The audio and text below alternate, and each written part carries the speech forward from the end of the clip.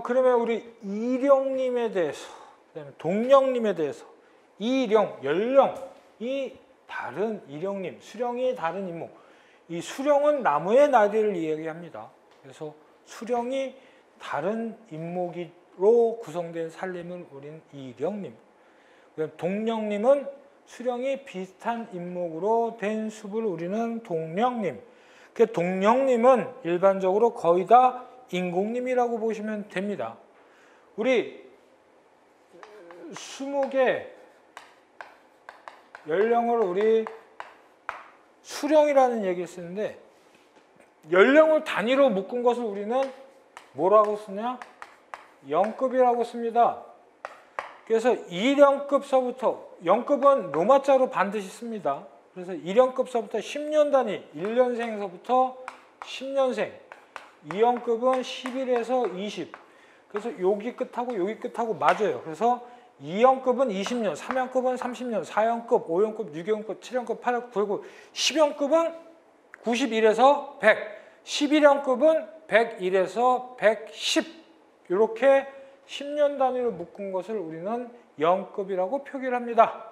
나중에 영계라는 얘기를 쓰는데 그거는 나중에 배우도록 하고, 이러한 수용들을 10개의 단위로 묶은 등급을 한 것을 우리는 영급이라는 얘기를 쓴다라는 거 알고 계시고, 벌기, 인목은 아무런 장애를 받지 않고 완전한 성장을 하며 경제적 성숙기에 도달했을 때 벌채되는 그 시기를 우리는 벌기령이라고 합니다. 그래서 윤벌기와 벌기령의 차이점, 생산기간에 우리는 윤벌기도 배우고 벌기령, 윤벌기는 개벌에서 나온다 그랬죠. 윤벌기는 기간적 개념, 일순보라는 기간의 개념이고, 벌기령은 연령적 개념이다라는 거 시험 문제에 굉장히 많이 나옵니다. 그래서 벌기, 몇 년생의 배냐, 뭐 벌기령은 뭐 소나무는 60년생, 뭐 잣나무는 50년생, 뭐 이렇게 되어 있는 것을 우리는 윤벌기, 벌기령이라고 하고, 벌기령은 일반적으로 배어지는 나이, 벌채령은 실질적으로 배어지는 때의 연령, 그것을 우리는 벌채령, 벌기령 헷갈리시면 안 되고, 윤벌기, 인목이 정상적으로 생육하여 벌채일 때까지 유하는 기간, 이거는 기간적 개념이고, 이건 연령적 개념이다. 그래서 작업급에 성립하는 개념이고, 윤벌기는 뭐가 나온다? 일순벌이라는 이야기가 반드시 나온다. 법정님, 그것도 일반적으로 이제 법정님을 얘기하면, 일반적으로 사람들이 법으로 지정된 살림을 우리는 법정님이라고 얘기를 한다라고 얘기를 하는데, 그거 아닙니다. 법정님은 법으로 지정된 살림이 아니고, 법정님은 제적수학 계획에 의거해 매년 바르고 계속적으로 가능한 조건을 갖춘 살림, 경영 목적에 따라 인목을 벌채해도 그 살림의 생산력을 보속할 수 있는 살림을 말하며, 이와 같은 상태를 법정 상태라고 이야기한다. 즉, 법정님이라고 쉽게 얘기하면 똑같은 면적에 똑같은 벌채를, 똑같은 생산량이 계속적으로, 보속적으로 나오는 것을 우리는 법정님이라고 얘기합니다. 이게 9개가 있잖아. 그러면 9개에 10씩, 12방씩 있어. 그러면 여기 12방 배고, 예를 들어, 그럼 여기가 1년생, 2년생, 3년생, 4, 5, 6, 7, 8, 9년생일 때 12방을 배면, 예를 들어서 이 8년생이 내년 되면 9년생이 되고, 그러면 거기서도 또 10이 나오고, 나무를 심는 순서대로 돌아가면서 계속적으로 똑같은 면적에 똑같이 생산을 하게 되는 것을 우리는 법정님이라고, 그러한 살림은 법정님이라고 하는데, 이 법정님은 현실에 존재할 수 없다. 왜? 어떻게 똑같은 면적에 똑같은 생산량이 어떻게 계속 똑같이 나와? 이 살림이라는 거는 생활 환경 여건들이 다 틀린데, 이거는 이상적인 살림을 기준이야. 그래서 이 법정님이라는 거는 항상 이상적인 기준이기 때문에 이 이상적인 살림에 얼마나 근접하게 가냐라는 게 이야기되는 거죠. 그래서 이러한 법정님은 5가지 조건이 있습니다. 영급 분배, 그 다음에 인분 배치, 그 다음에 생장량, 축척, 그 다음에 벌채량. 이 5가지가 있습니다. 그래서 법정 양분법에 법정 인분 배치, 법정 생장량, 법정 축척, 법정 벌채량에 대해서 우리는 이것을 법정림이라고 하고 이와 같은 상태를 법정 상태라고 하는데 법정 상태는 요 4가지 조건이 성립이 될 때 우리는 법정 상태라고 얘기합니다. 그래서 다음 중 법정 상태의 요건이 아닌 것은 하고 나오면 답은 벌채량이 된다라는 거 꼭 기억을 해 두셔야 됩니다. 이 법정림도 굉장히 중요합니다. 그래서 각각의 인분 배치를 빼기 연급 분배 생장량 법정 추측의 계산 문제가 나오는데 이것을 꼭 잘 기억을 하셔야 된다라는 거 잘 아셔야 합니다. 그래서 법정림은 요 같은 5가지 조건의 법정 상태는 벌채량을 뺀 조건이다 라고 기억을 해 두시고, 그 다음에 장기수, 속성수가 있습니다. 장기수는 나무 생장이 오래 걸려 경제적 가치, 일반적으로 경제수종이라고 얘기하고, 속성수는 빨리 자라게 하는 것. 빨리 자라게 하는 방법은 2가지. 빨리 녹화를 하기 위해서는, 아니면 빨리 경제활동, 생산을 하기 위해서 하는 건데, 우리나라 산림이 지금 현재 여러분들이 보시면 차를 타고 오면 주변에 보면 다 서울 외곽 근교로 나가면 그때서부터 산림이 보이기 시작하죠. 굉장히 울창하고 굉장히 좋습니다. 정말 좋습니다. 우리나라 산림은 전 세계적으로도 녹화 성공국의 으뜸이 되는, 모범이 되는 나라예요. 왜? 우리 일제시대, 일제 침략, 그 다음에 6.25 전쟁을 통해서 우리나라의 모든 산은 벌거벗이 벌거숭이 산이 됐죠. 아무것도 나무가 없었습니다. 근데 그거를 어떻게 지금까지 녹화 성공을 시켜서 어떻게 강력한 정부의 힘으로 언제서부터? 1973년서부터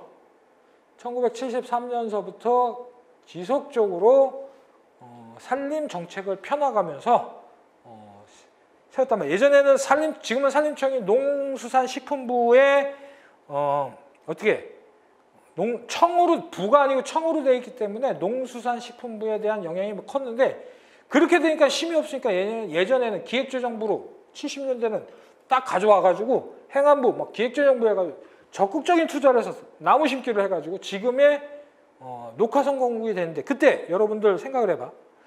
오래 돼야, 장기간에 걸쳐서 숲이 울창한 걸 먼저 심겠어? 아니면 빨리 심어서 빨리 녹화시키는 게 먼저겠어? 예, 당연히 먼저 빨리 심어서 녹화시키는 속성수가 있고, 그래서 이러한 계획을 세운 게 우리는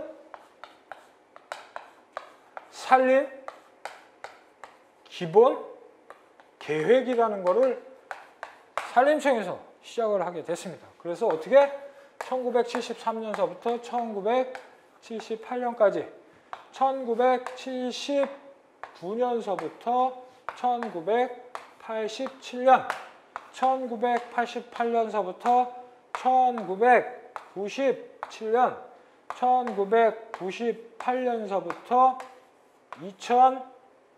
2007년 2008년서부터 2017년 2018년서부터 2037년 1차, 2차, 3차, 4차, 5차, 6차, 지금 현재 6차 산림 기본계획이 되어 있습니다. 그래서 일어난 우리나라 산림을 녹화시키기 위해서 산림청에서 산림 기본계획을 세웠는데 10년 단위의 계획이 됐어. 근데 보시면 이 1973년, 1978년까지 갔단 말이에요. 이게 뭐야? 3, 4, 5, 6, 7, 8 3, 4, 5, 6, 7, 8 6년 만에 끝낸 거야? 우리나라 어떻게 하기 시작하면 어떻게 으쌰으쌰 빨리 끝내는 거지. 그래서 우리나라 녹화를 하기 위해서 1차, 2차를 합쳐서 우리는 1, 2차 치산 녹화 계획이라고 합니다. 나중에 다시 배울 겁니다. 1, 2차 치산 녹화 계획을 통해서 우리는 1차에는 뭐 속성수를, 2차에서는 경제, 장기수를 심었습니다. 그랬더니 성공적으로 끝났기 때문에 땡겨진 거지. 이렇게 땡겨졌더니 그 다음에 뭐야? 산지 자원화 계획을 세웠습니다. 오케이. 선지자원화도 잘 마무리됐어. 근데 이 시점에 중요한 게 1992년도 브라질 리우자네이루에서 뭐냐? 세계 산림 총회가 열려졌습니다. 그래서 그 세계 산림 UNEPC에서 이제 유엔에서 했는데 거기서 산림 원칙 성명을 합니다. 그때 나온 게 뭐야? 서스테이너블, 지속 가능한 산림 경영이라는 게 나왔습니다. 근데 우리가 한참 할 때 중이야. 산지 자원화 계획. 왜 세계 트렌드를 또 따라가야 돼. 그래서 여기 1998년, 2007년에는 뭐 지속 가능한 산림 경영 기반 구축이야. 2000년대 들어가면서 우리가 제일 경제 성장량을 확 하고 우리 세계적인 위치에 우리 선진국 반열에 도입하면서 뭐가 많이 됐어? 웰빙. 베이비 분들하고 웰빙이라는 거 여가 활동을 많이 했죠. 그 웰빙이라는 게 우리나라 말로 하면 뭐야?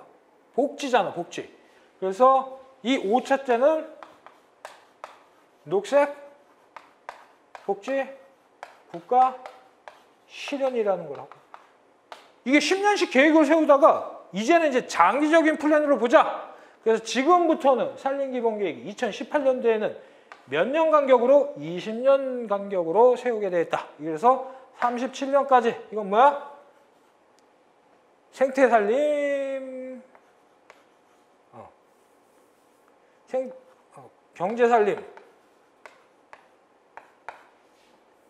경제산림, 그 다음에 복지산림, 글씨가 뭐 복지산림, 그 다음에 생태산림.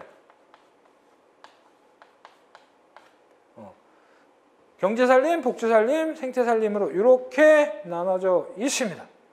그래서 보면 이러한 속성수, 장기수는 요와 같이 우리 치산녹화 때 이용한 것이고 속성수는 빠르게 심는 거, 장기수는 길게 심는 거다라고 보시면 되고 우리 이면부라는 이야기를 씁니다.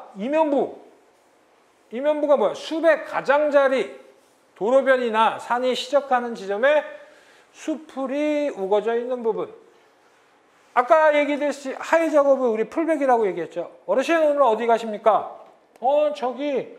저쪽 이면부서부터 풀베기를 하려고 하해 작업하려고. 그래서 이면부라는 건 뭐다?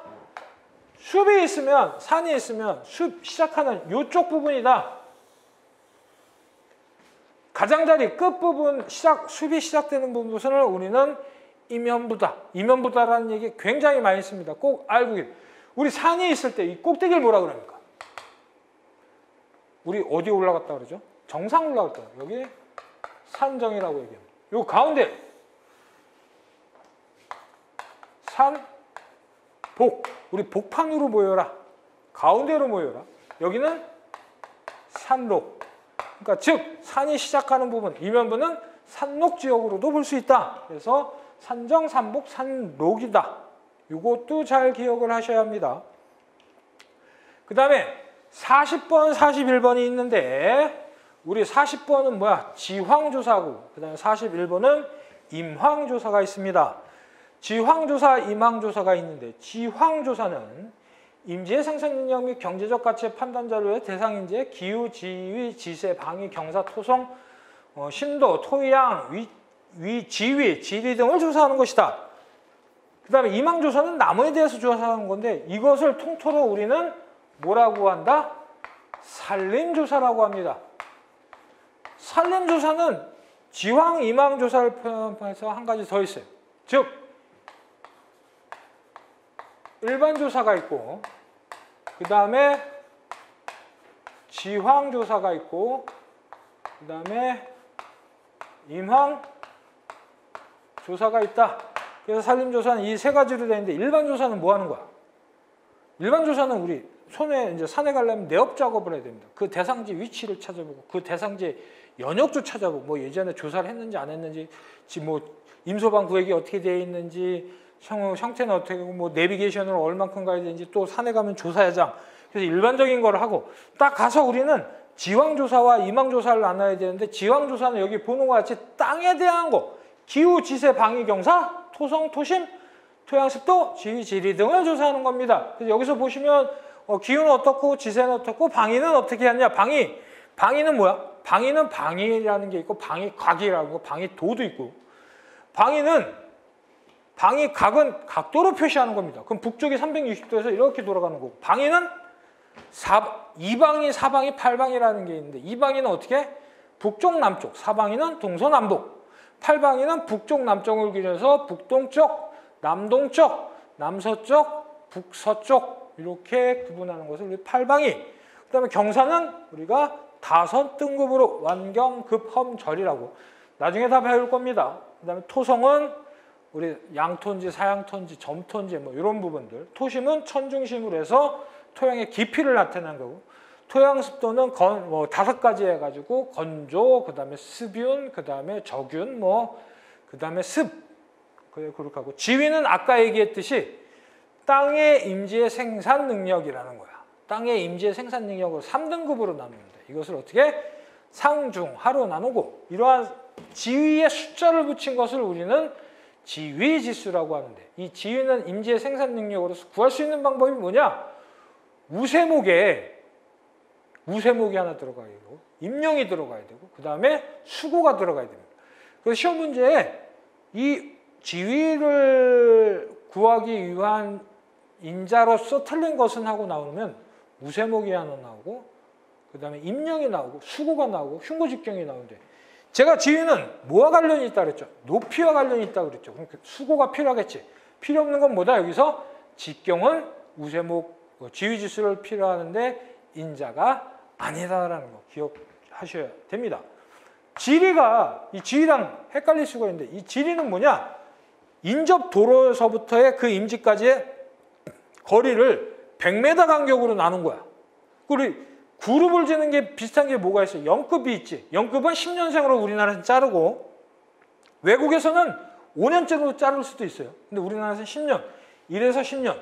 지리는 마찬가지로 100m 간격이니까 1에서 100m, 101에서 200m 이렇게 쭉 갑니다. 그러면 9급지가 있는데, 9급지는 801에서 900m, 10급지는 901에서 1km가 되면 좋은데, 지리는 10급지가 끝이야. 그래서 즉 10급지는 901m 이상 이렇게 됩니다.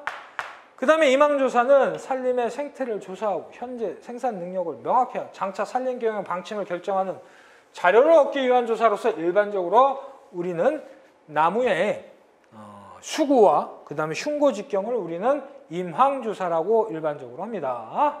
나중에 다 산림경영계획에서 배울 예정입니다. 지위지수, 아까 얘기했죠. 임지의 생산 능력을 판정하기 위하여 수종별로, 지역별로 기후, 지세, 토양 조건의 환경 요인을 조사하고 점수한 것을 우리는 지위지수라 한다. 조사하고 점수, 숫자로 표시했기 때문에 지수가 붙은 거야. 그냥 임지의 생산 능력을 판정하는 것은 뭐다? 지위다. 이러한 지위는 몇 등급? 3등급으로 되어 있다. 상중하. 뒤에서 우리가 이제 한번 배우게 될 게 뭐냐면, 산림경영 계획을 하는데, 산림경영이 아까 임항조사, 지왕조사들이 있지. 여러 가지 그 조사 항목들의 여러 가지 등급이 있는데, 그 등급을 다 외우면 좋겠는데 헷갈릴 때도 있습니다. 근데 기본적인 거는 3등급으로 3개로 나눈다든지 아니면 5개로 나눈다는 게 가장 많습니다. 그러니까 그건 꼭 알고 있어야 돼요. 우리나라 사람들이 가장 좋아하는 숫자는 뭡니까 물어보는데 7이라고 이야기하는데 7이 아닙니다. 우리나라 제일 좋아하는 숫자는 3인 것 같습니다. 예, 그거 잘 기억을 하고 3이나 5로 나누게 되어 있다라는 거. 그 다음에 이 43번, 44번이 겁나게 중요합니다. 어떻게? 계산 문제가 나오는데 반드시 요 근래는 안 나올 때도 있는데 다만 안 나와도 그게 앞으로 안 나오는 게 아니고 그 해에는 반드시 계산 문제가 나오게 되는데 이 전가와 후가에 대한 문제가 나오게 되어 있죠. 여러분들이 이 계산 문제가 어려운 게 일반적인 계산 문제를 구하는 공식을 그냥 단순히 모두 외웠기 때문에 접근하기가 없고 포기하는 경우가 많습니다. 이 계산 문제 3개만 나중에 계산 알고 있으면 무조건 풀 수 있습니다. 그러니까 저와 같이 해서 그거는 꼭 알고 제발 속으로 계산 문제만 많이 나와라. 왜냐하면 계산 문제가 많이 나오게 되면 뭐 5문제, 6문제까지 나올 때도 있습니다. 이제 계산 문제가 많이 나오게 되면 커트라인은 쭉 내려가게 되어 있습니다. 그러니까 여러분들 계산 문제가 계속 많이 나오고 계속 해야 돼. 그래서 전가라는 거는 현재가라고 얘기하고 미래 수익에 대하여 이자와 미래 연수를 계산하여 현재가로 만드는 값이다. 후가는 복리와 원금의 합계를 만드는 것이다. 원금과 이자를 붙이는 거니까 가격이 더 많이 나오겠죠. 그래서 일반적으로 전가 후가를 나눈 거는 과거, 현재, 미래라고 이야기합니다. 그래서 절을 기준으로 해서 오른쪽으로 가면은 다 후가 계산이야. 절을 기준으로 해서 왼쪽으로 가면 다 전가 계산이야.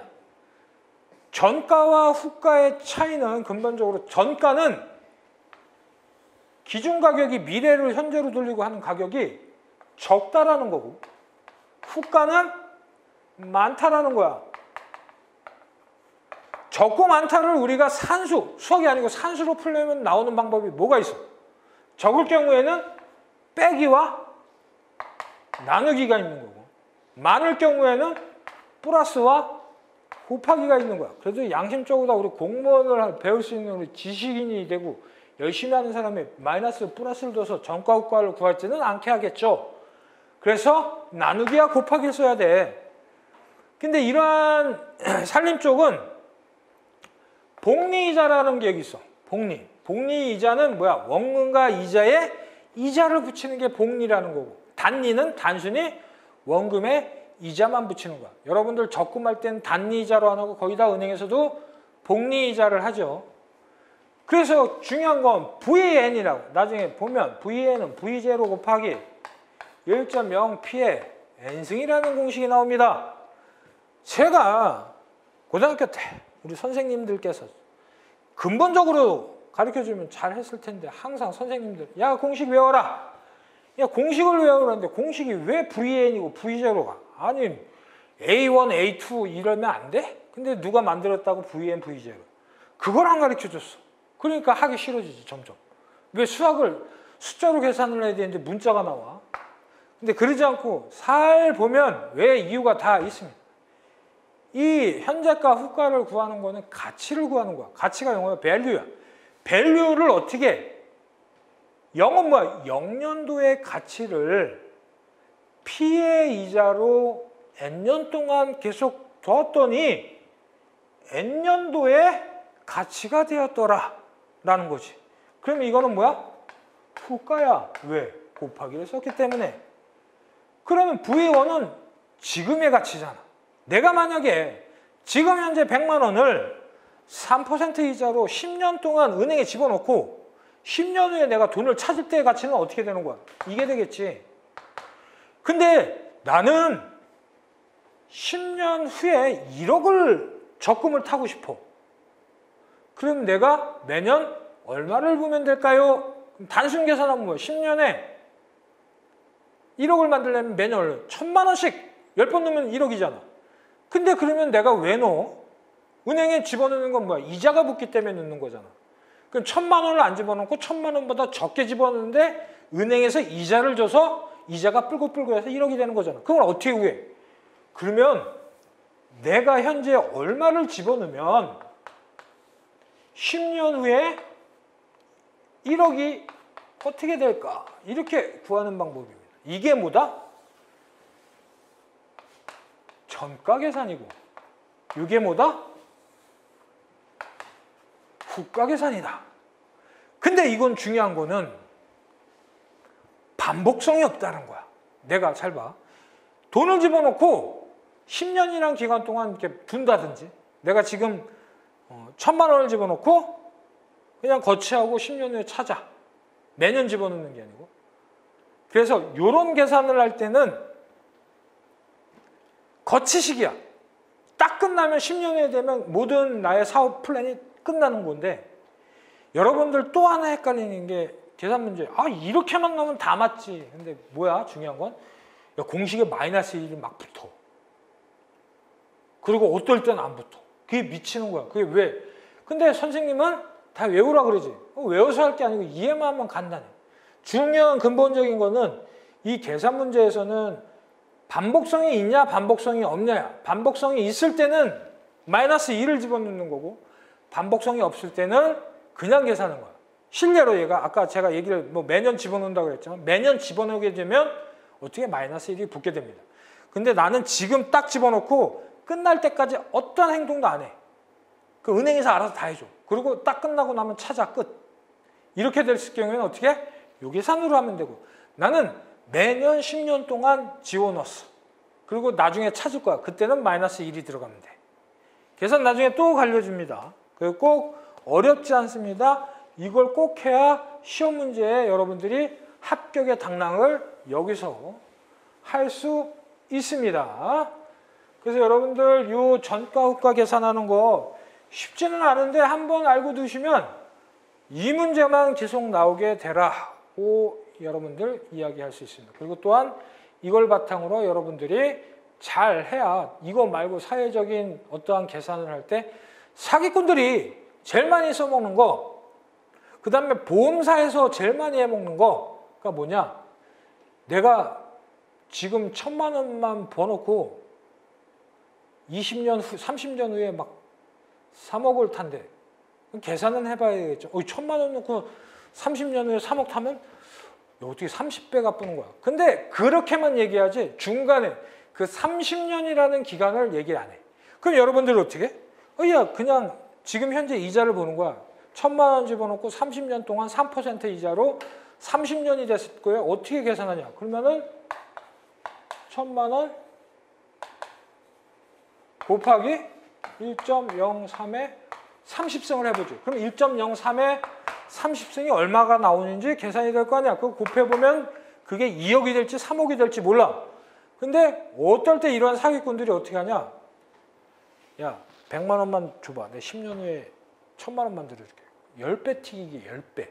아니야. 실질적으로 이렇게 은행 계산을 해보면 은행 이자랑 비슷하게 나올 수도 있다라는 거지. 근데 은행은 안정적인 투자가 되는데 이거는 개인 투자는 리스크가 많다라는 거지. 이래서 사기를 당합니다.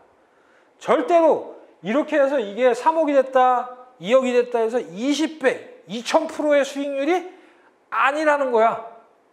이걸 계산해보면 몇 퍼센트, 만약에 1,000만 원을 두고 30년 동안 뒀을 때 2억이 됐다. 이자는 모르지. 2억이 됐다. 그럼 어떻게 계산을 하겠어? 뭘 어떻게 계산해? 여기가 X니까 이걸 1로 넘겨가지고 이걸 뭐야? 이거를 1로 넘겨야 되겠지? 1,000만 원. 그래서 나누면 여기 공이 어떻게 6개가 여기 빠지고 이게 빠지고 그러면 1.0 X의 30승이 20이 되는 숫자, 이 X를 찾으면 몇 퍼센트가 나오겠지? 절대 100% 200%가 나올 수는 없다라는 거 보시고, 그래서 사실은 따분하고 힘들 수도 있지만 어떤 면에서 이걸 할 때 굉장히 재밌을 수도 있다라는 얘기인 거죠. 그 다음 나중에 전가 후가는 경제성 분석을 할 때, 평가할 때 굉장히 많이 배울 겁니다. 그래서 나중에 또 배우게 되면 순 현재 가치라는 거, NPV라는 걸 배우게 됩니다. 순 현재 가치야. 우리 순 현재의 가치. 현재의 가치니까 미래에서 우리 기업을 A기업이라는 게 있습니다. A기업이 제가 장자영인데 장자영이 하는 김앤장 살림이라는 기업이 제가 지금 하고 있는 기업이 있어. 얘가 1년에 1억씩 꼬박꼬박 벌어.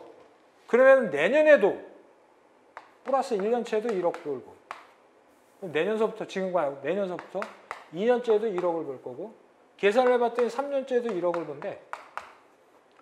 그러면 4년째도 1억을 번대. 쭉쭉쭉 10년째에도 1억을 벌 거야.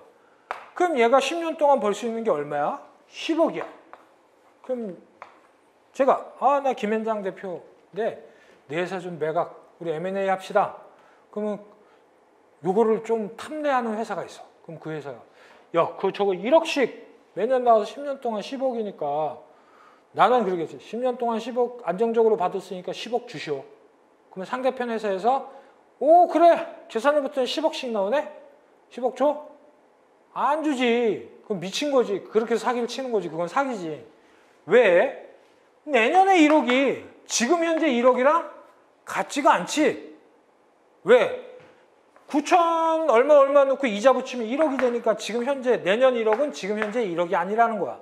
또 2년 후에 1억은 지금 현재 1억이랑 동일하지가 않다라는 거지. 어느 게 더 큰 거야? 똑같이 봤을 때는 지금 1억이 훨씬 미래의 1억보다 크다라는 거지. 그건 쭉쭉쭉 똑같아. 그럼 이거 어떻게 계산을 해? 그래서 이러한 순현재 가치가 필요한 거야. 왜? 내년에 1억이 현재 얼마일까? 2년도에 1억이 현재 얼마일까? 3년도에 1억이 현재 얼마일까? 4년도에 1억이 현재 얼마일까? 이렇게 계산을 하는 거지. 이거를 다 토탈해서 나온 가치를 가지고 우리는 이야기를 해야 합니다. 그게 바로 순현재 가치를 따지는 거야. 그래서 이런 부분도 나중에 다 배우게 될 겁니다. 그 다음에 우리가 SFM이라는 이야기 했습니다. SFM은 뭐냐?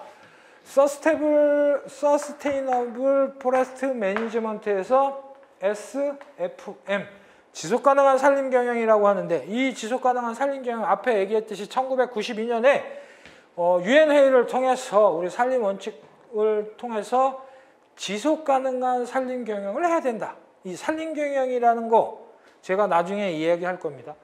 우리는 시험을 지금 우리 임업 경영학을 배우고, 근데 지금 임업 경영학을 안 배웁니다. 지금 배우는 건 뭐예요? 산림 경영학을 배웁니다. 야, 그러면 임업 경영하고 산림 경영하고 차이가 뭐야?